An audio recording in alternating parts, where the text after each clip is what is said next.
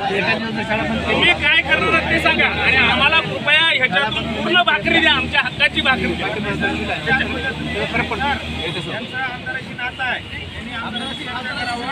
सगळ्याशी नातं आहे त्यांचा सुद्धा 20% हा आमचा अपमान नाही सर. ज्या उदात्त भावनेनं संस्था स्थापन केल्या तिथल्या संस्था चालकांनी हा सगळ्या संस्था चालकाचा सगळ्यात मोठा अपमान आहे. कारण आम्हाला पात्रताधारक म्हणून या संस्थेवर आम्हाला प्राध्यापक म्हणून घेतलंय, शिक्षक म्हणून घेतलंय आणि या पात्रधारक शिक्षकाला जर हे पगार देऊ शकत नसेल तर आमच्या अगोदर सगळ्या महाराष्ट्रातल्या संस्था चालकांनी आधी रस्त्यावर उतरलं पाहिजे. पाठीमागं काय झालं आम्हाला माहिती नाही, काय लिहून दिलंय आम्हाला माहिती नाही, पण जेव्हा सरकार कायम शब्द काढतं आणि आमच्या खात्यावर जर SBI बँकच्या अकाउंटवर जर सरकारनं 20% 40% पगार टाकला असेल तर आम्ही सरकारचे कर्मचारी आहोत आणि म्हणून संस्था चालकांनी हा अतिशय गांभीर्यानं मुद्दा घ्यावा अशी आपणास विनंती आहे सर. आणि महाराष्ट्रातल्या संस्था चालकाकडून उद्या निर्णय झाला पाहिजे की सोमवारपासून 100% सगळ्या महाराष्ट्रातल्या शाळा बंद करा. एका दिवसात नाही निर्णय लागला तर मी नोकरी सोडून देतो, नकोय मला नोकरी. सरकारनं मग तो तरी निर्णय द्यावा की इथून आम्हाला पगारच देणार नाही, आम्ही उद्या शेतात जाऊन काम करतो सर. पण हे काय चाललंय? 4 विषयामध्ये PG केलेल्या माणसाला भीक मागताना काय भेटणं होत असतील.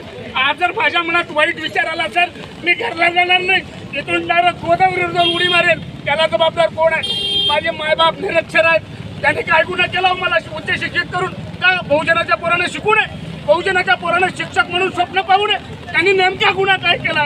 म्हणून माझी विनंती आहे तमाम या व्हिडिओच्या माध्यमातून महाराष्ट्रातल्या सगळ्या संस्था चालकांना माझी आग्रहाची विनंती आहे, पाय जोडून आमच्या पोटाला जशी तुम्ही भाकर दिली संस्थेवर नोकरी विचार करा. एक पत्रक काढा फक्त.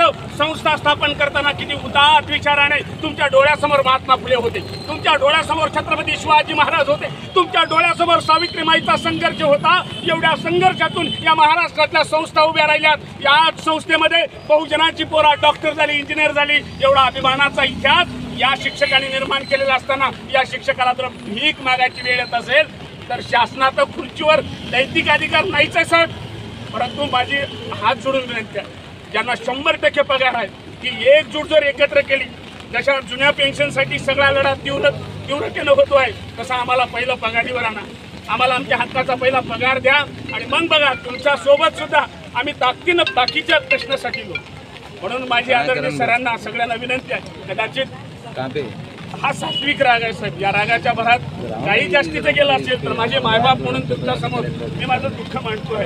आणि हे सगळं आज जे काही भिकेमध्ये दिलेलं आहे, आम्ही या राज्याचे जे अर्थमंत्री आहेत अजितदादा पवार साहेब यांच्या अकाउंटला हे पाठवणार आहे. मला प्रश्न पडला खिचडी कशी पाठवायची, कारण पैसे पाठवता येतात पण अन्न पाठवता येत नाही. पण हे अन्न आम्ही इथं बसून खाणार आहोत आता, कारण हे माझ्या शेतकरी बापानं पिकवलेलं अन्न आहे. हा अन्नाचा घास कमवताना हाडाचं पाणी करावं लागतं. दुर्दैवाने राज्यकर्त्या लोकांना हे कदाचित माहीत नसेल, पण आम्ही शेतकऱ्यांचे लेकरं आणि शेतकऱ्यांच्या लेकरांना शिकवतो याचं महत्त्व आम्हाला माहिती आहे. आणि म्हणून शासनकर्त्यांना माझी विनंती आहे, हे सगळी भिकेचे पैसे तरी घेऊन आमचा टप्पावाढीचा शासन आदेश लवकरात लवकर नव्हे पुढच्या आठवड्यामध्ये, आणि तोही सोमवारच्या दिवशी जर नाही निघाला तर तमाम 72,000 शिक्षक हे पूर्ण आता रस्त्यावर उतरतील आणि त्यांच्यासोबत विद्यार्थी असतील, संस्था चालक असतील, शिक्षक असतील आणि महाराष्ट्रामध्ये एक मोठं जन आंदोलन छेडल्याशिवाय आता आम्ही गप्प बसणार नाही.